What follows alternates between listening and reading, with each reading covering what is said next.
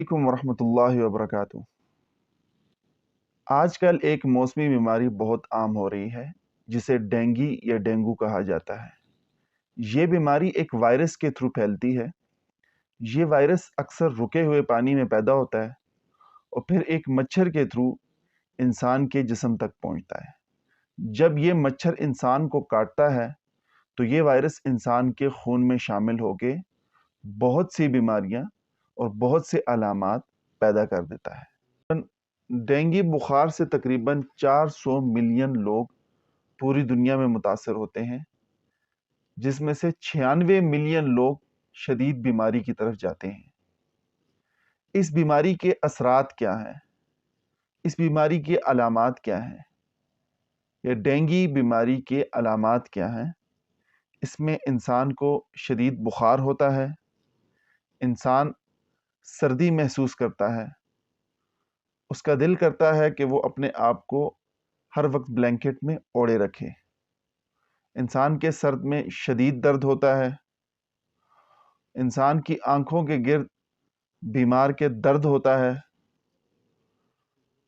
बीमार अपने जोड़ों में और पट्ठों में दर्द महसूस करता है, शदीद थकावट महसूस करता है, बाज़ औक़ात वोमिटिंग और नौज़िया यानी मतली और उल्टी भी हो जाती है, और कुछ केसेस में नाक से और मसूड़ों से खून भी आना शुरू हो जाता है और जिस्म के ऊपर हफ्ते के अंदर अंदर रैशेस यानी छोटे छोटे दाने निकलना शुरू हो जाते। अगर डेंगू सीवियर कंडीशन में चला जाए, यानी आपकी जो ट्रीटमेंट है या आपके जो इम्यून सिस्टम है वो अगर रिस्पॉन्ड ना करे, तो एक कंडीशन जिसको हम डेंगू शॉक सिंड्रोम हम कहते हैं, ये उसकी तरफ लीड कर जाता है। इसमें होता बेसिकली ये है कि हाई ग्रेड फीवर यानी शदीद बुखार से हमारे ब्लड वेसल्स या लिम्फ वेसल्स जो है ना, लिम्फ वेसल्स वो डैमेज हो जाते हैं और डैमेज होने की वजह से ब्लीडिंग शुरू हो जाती है, जो कि नाक से, मसूड़ों से और हमारी बड़े पेशाब में यानी पाखाने में खून आना शुरू हो जाता है।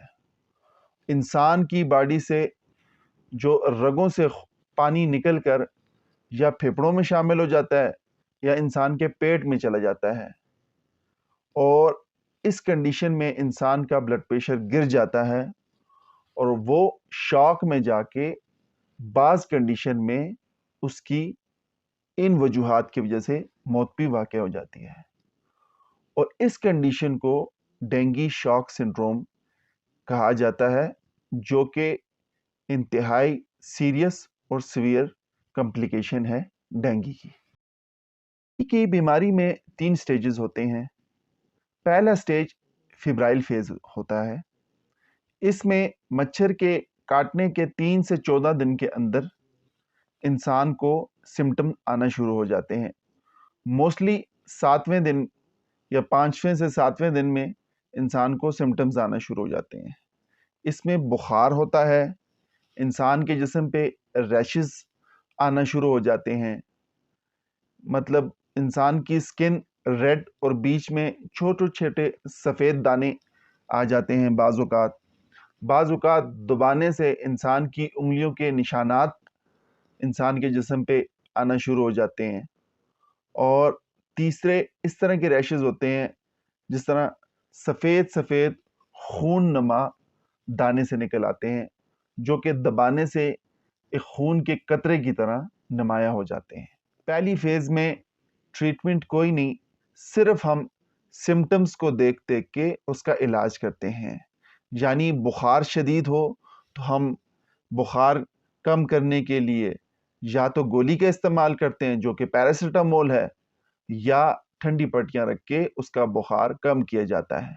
और बाज़ औक़ात अगर बुखार ज़्यादा ना हो तो आईवी इन्फ्यूजन के ज़रिए भी हम पेशेंट का बुखार कम करते हैं। और उसके अलावा जो सिम्टम्स हो उसके मुताबिक ट्रीट किया जाता है, यानी उल्टी हो या इंसान को मतली आ रही हो या कि पेट ख़राब हो या डायरिया हो, तो हम उसको उसके हर सिम्टम्स के अकॉर्डिंग ہم اس کو دوسرا فیز کریٹیکل فیز ہوتا ہے. اس میں موسٹلی ڈینگی بخار کی کمپلیکیشنز سامنے آتی ہیں، جس طرح خون کا آنا ناک سے، مسوڑوں سے یا پیٹ سے، جو کہ پاخانے یا بڑے پیشاب میں خون آتا ہے. اس میں انسان کے رگوں سے پانی نکل کر انسان کے جسم میں شامل ہونا شروع ہو جاتا ہے، جس کی وجہ سے بعض اوقات پیٹ پھول جاتا ہے یا وہ پھیپھڑوں کے گرد جمع ہو کر نمونیا کی طرح کا جو ہے نا وہ اثر دکھاتی ہے. اس کے علاوہ خون سے پانی کی کمی کی وجہ سے بلڈ پریشر گرتا ہے، جس کی وجہ سے شاک میں جانے کا اندیشہ بھی ہوتا ہے، اور یہ ملٹیپل آرگن ڈسفنکشن بھی کاز کر سکتا ہے، یعنی ہمارے بہت سے جسم کے اعضاء کو یہ متاثر کر سکتا ہے شاک کی وجہ سے یا بی پی کے کم ہونے کی وجہ سے، اور کچھ کیسز میں ڈیتھ کو بھی یہ لیڈ کر سکتا ہے. دوسرا فیز ہمارا ریکوری فیز ہے. اس میں پیشنٹ آہستہ آہستہ علامات سے پاک ہوتا جاتا ہے، یعنی اس کو بخار چھوڑ دیتا ہے، پیشنٹ کھجلی محسوس کرتا ہے، دانے آنا شروع ہو جاتے ہیں، جسم پہ دھبے نما داغ آنا شروع ہو جاتے ہیں، بھوک کی کمی ہوتی ہے، کمزوری محسوس ہوتی ہے، اور یہ کچھ دنوں کے بعد بالکل ٹھیک ہو جاتا ہے. ڈینگی بخار کا علاج کیا ہے؟ بہت سے مریض ہم سے پوچھتے ہیں کہ ڈینگی بیماری میں ہم کیا ایسی دوائی لیں کہ ہم جلدی صحت یاب ہو جائیں. تو یاد رکھیں کہ ڈینگی بخار کی کوئی اس طرح کی خاص دوائی نہیں جو کہ آپ کو اس سے جلد صحت یابی دے، سوائے اس کے کہ ڈینگی بخار میں انسان کو سردی یعنی بخار کی وجہ سے اس کو سردی محسوس ہوتی ہے. تو کرنا یہ ہے کہ آپ نے اس مریض کا صرف بخار کنٹرول میں رکھنا ہے. جو مریض کا بخار آپ کیسے کنٹرول میں کر سکتے ہیں؟ ایک تو یہ ہے کہ اس کے اوپر آپ ٹھنڈی پٹیاں رکھیں، یعنی اس کے سر پہ، اس کے بازوؤں پہ، اس کی ٹانگوں پہ آپ ٹھنڈے پانی میں پٹیاں بھگو کر آپ ان جگہوں پہ رکھیں تاکہ اس کا جو فیور ہے یا بخار ہے وہ کم ہو سکے. دوسرا یہ کہ آپ اس کو اورلی اینٹی پائریٹک یعنی جو بخار کو ختم کرنے والی دوا ہے وہ دیں، جس میں آپ نے ایک چیز کا احتیاط کرنا ہے کہ آپ نے اس کو ڈسپرین کسی صورت نہیں دینی، یعنی آپ نے ایسپرین یا ڈسپرین یہ نہیں دینی. آپ نے اس پیشنٹ کو صرف اور صرف پیراسیٹامول یعنی جس کا فارمولہ ایسیٹامائنوفن ہے وہ دینا ہے. یاد رکھیں کہ اگر آپ نے غلطی سے ڈسپرین دی تو یہ آپ کے پلیٹلیٹس کو مزید کم کر سکتی ہے اور خون آنے کے چانسز مزید بڑھ سکتے ہیں، کیونکہ ڈسپرین خون کو پتلا کرتی ہے، اور دوسرا یہ پلیٹلیٹس کے بننے کو روکتی ہے، جس کی وجہ سے انسان کی بلیڈنگ کے چانسز مزید بڑھ جاتے ہیں.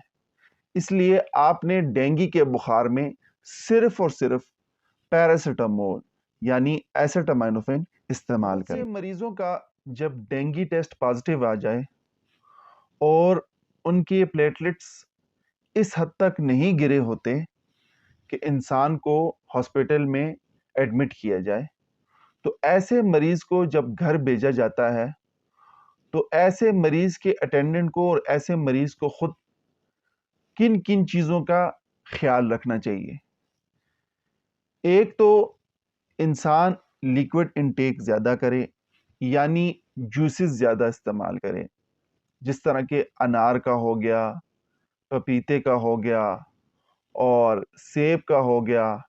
وہ فوڈ جن کے اندر وٹامن سی، وٹامن B12 اور آپ کہیں کہ فولیٹس اور آئرن، یہ جن کے اندر زیادہ ہوں اس طرح کی خوراک اور اس طرح کے پھل استعمال کریں. اس کے علاوہ پیشنٹ کا اٹینڈنٹ اور پیشنٹ خود اپنے وارننگ سائنز آبزرو کریں، وہ سائن جو کہ ڈینگی کے کمپلیکیشن میں ظاہر ہوتے ہیں، یعنی پین پیٹ میں محسوس ہونا، یا خون کا ناک سے یا مسوڑوں سے یا بڑے پیشاب میں آنا، انسان کے ہاتھ پاؤں کا ٹھنڈا پڑ جانا اور مسلسل الٹی ہونا۔ ڈینگی بخار سے ہم اپنے آپ کو اور اپنے عزیز و اقارب اور اپنے گھر والوں کو کیسے بچا سکتے ہیں؟ ڈینگی وائرس رکے ہوئے پانی میں پیدا ہوتا ہے اور یہ مچھر موسٹلی رکے ہوئے پانی سے وائرس لے کے انسان کے جسم تک پہنچتا ہے۔ تو ہم نے سب سے پہلے اپنے گھروں میں ان جگہوں سے رکا ہوا پانی گرانا ہے، جیسے کھلی ہوئی ٹینکیاں ہو گئیں، گملے ہو گئے، یا کہ پرانے ٹائرز ان میں پانی رک جاتا ہے۔ ایسی جگہوں سے ہم نے پانی کو ریموو کرنا ہے، وہاں سے رکا ہوا پانی ہم نے ختم کرنا ہے۔ دوسرا، ہم مچھر مار دوائیاں استعمال کر سکتے ہیں۔ اس طرح کے کوائلز آتے ہیں جو کہ ایسے دھواں چھوڑتے ہیں جس کی وجہ سے مچھر اس کمرے میں یا اس گھر میں رکتا نہیں۔ اور اسی طرح آپ کو ڈیفرنٹ قسم کے سپریز مل جاتے ہیں جو کہ مچھر مارتی ہیں۔ اور